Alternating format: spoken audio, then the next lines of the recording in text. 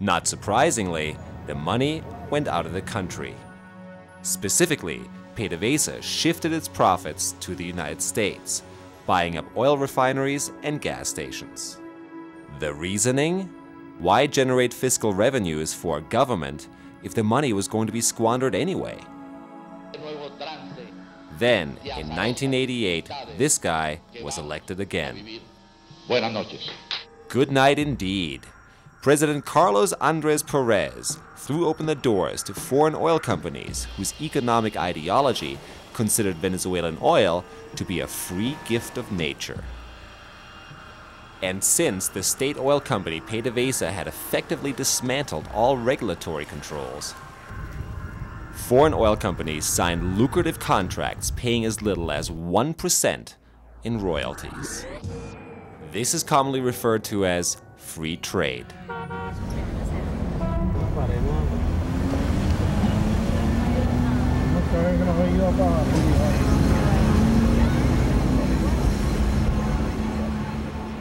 Which brings us back to Hugo Chávez's nationally televised speech, because everyone living here in the shanty towns that surround the city heard this unknown colonel say something they had never heard before.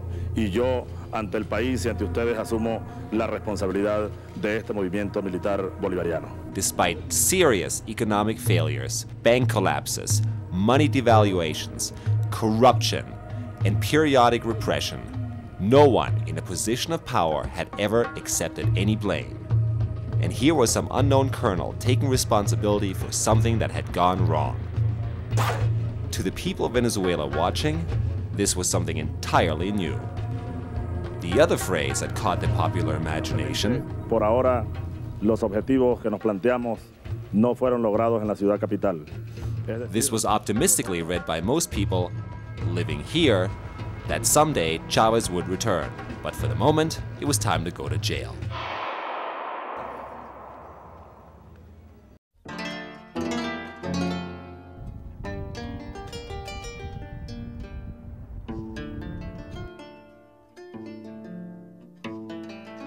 How could we overcome poverty, social injustice, and how can we use even the oil to become a productive society and not only a rentist society? Hugo Chávez was not invented. Hugo Chávez is a result of a social, economic, and political process.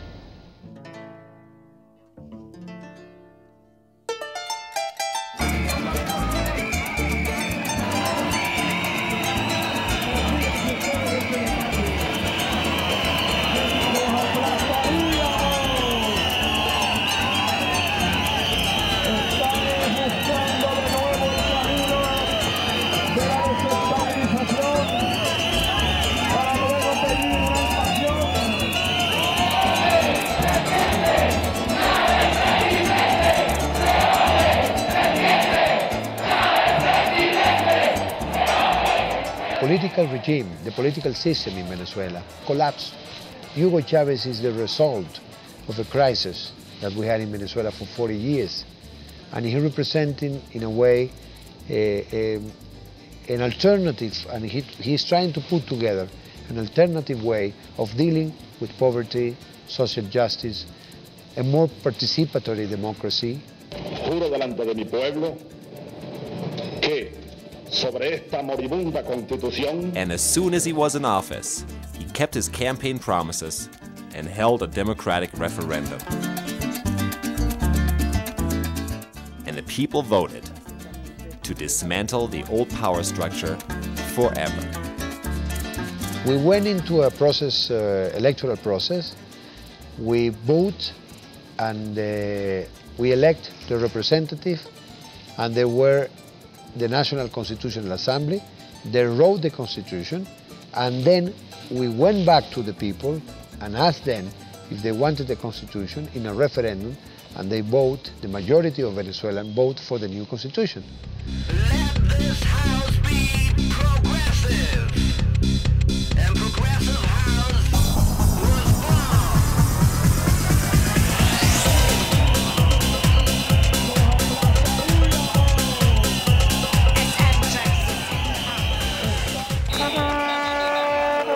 all around the cities you can see a necklace of misery.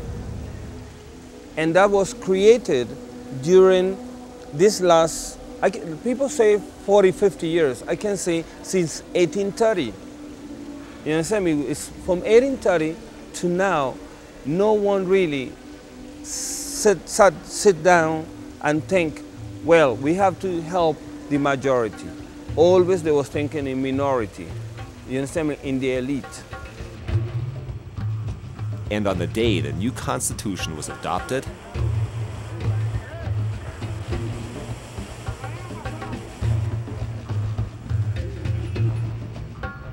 torrential rains buffeted the northern coast of Venezuela.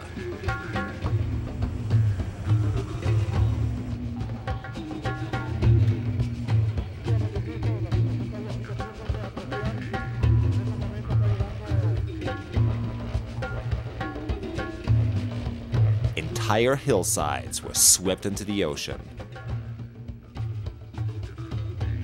It is estimated that between 30 and 50,000 people lost their lives in Latin America's worst natural catastrophe in over 100 years.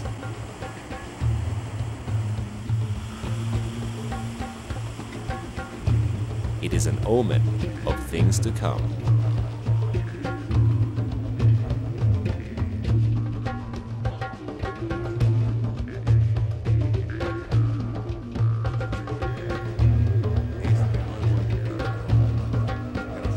Much to the chagrin of the United States, Fidel Castro visits Venezuela.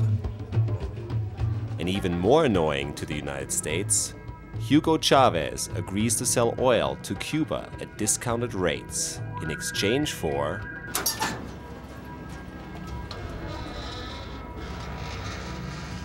Cuban doctors, sent to the impoverished barrios, giving medical attention to people who've never ever really had any.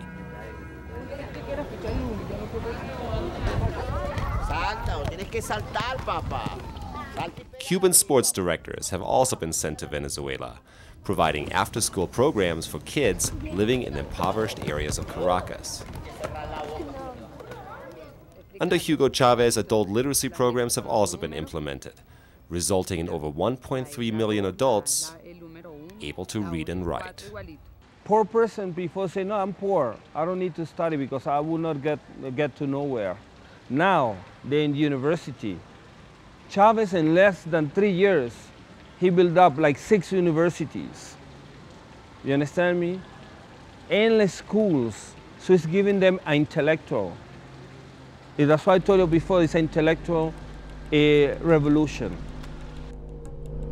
And all of it financed by oil, something a rising red star in the Far East also has a keen interest in.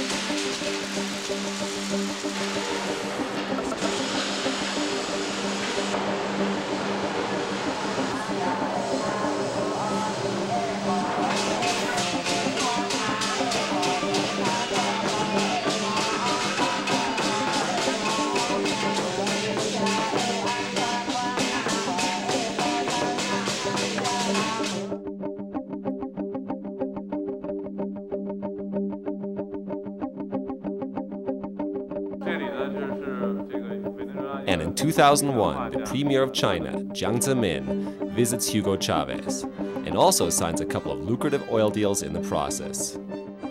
I think it's just a question of big strategy. China is going to have oil, and we need a lot of oil for the cars that are going to be in China, 100 million cars, so we need the oil. Instead of looking at other ways of moving the cars and moving the society, what the Bush administration proposed is we control the oil pits around the world, and it creates this turmoil we are in here. Which brings us to a major dispute over who should control the state oil company PDVSA. Well, the thing has to do with the oil companies, with PDVSA, is the state oil company. They were going to privatize it. They want to sell it to the private groups. Private groups were like Halliburton and all that. So these people promised that they're going to sell this to private interest. And with the opposition still in control of the state oil company PDVSA, The interest is to extract things here and to bank it or deposit abroad. The heart, the mind, the body, and the soul is abroad. So they don't care what happens to their own people. So when Hugo Chavez tried to install his own people to run PDVSA, here's what happened 45 days later.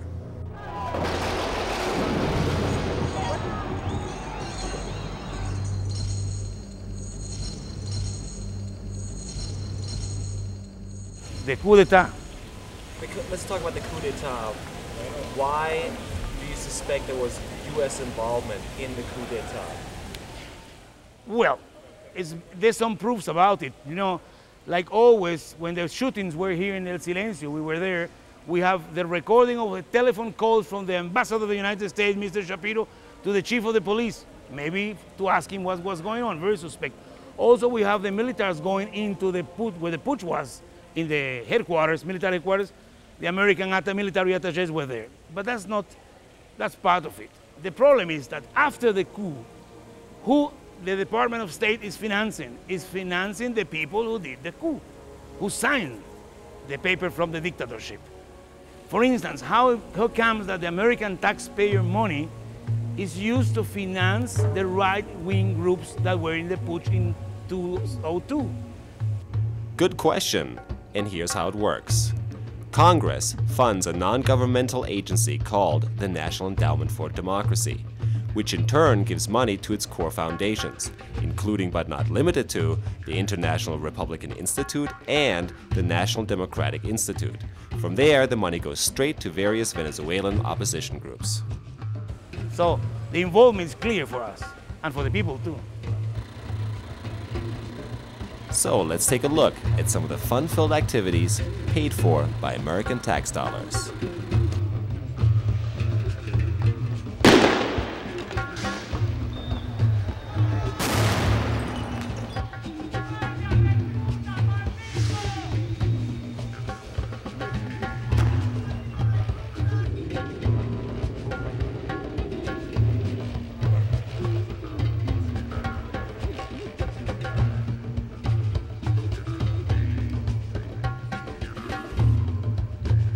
If you see what happened in the 80s in Central America, it's more or less the same format.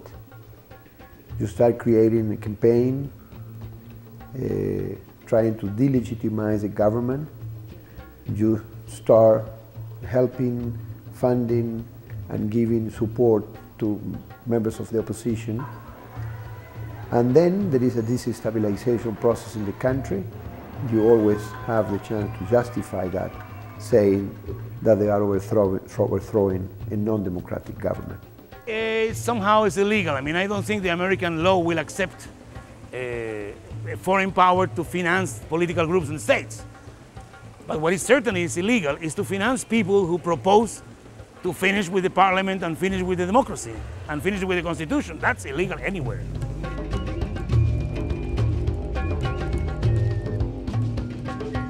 El sector empresarial decidió un Consejo Nacional para el día lunes 30 para evaluar la posibilidad de un paro cívico nacional en protesta para que no se instale en Venezuela un castrocomunismo.